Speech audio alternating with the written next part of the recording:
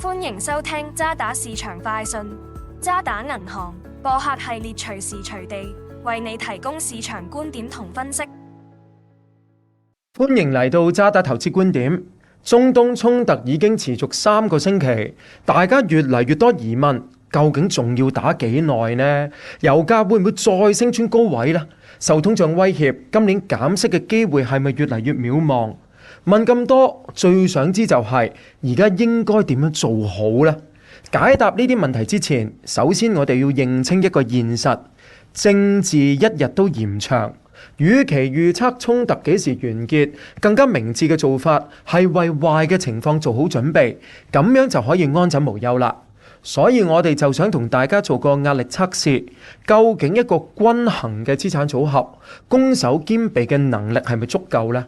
我哋建議嘅均衡組合，環球股票佔比超過一半，環球債券佔3成半，黃金就佔7%，仲有少少嘅現金。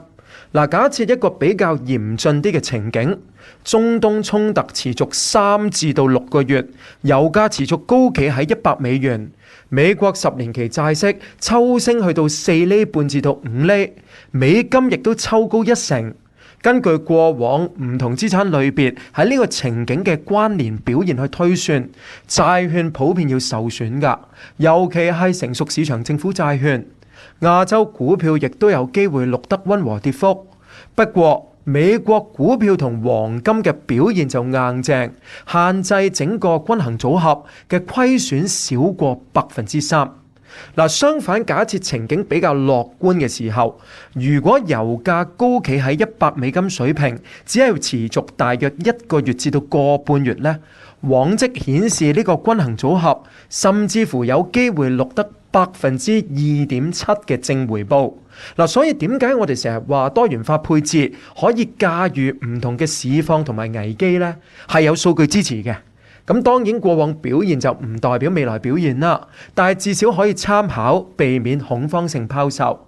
我哋發表咗最新嘅環球市場展望，相信未來1個月市場會進一步消化同埋適應局勢，維持超配美國同亞洲、日本除外嘅股票。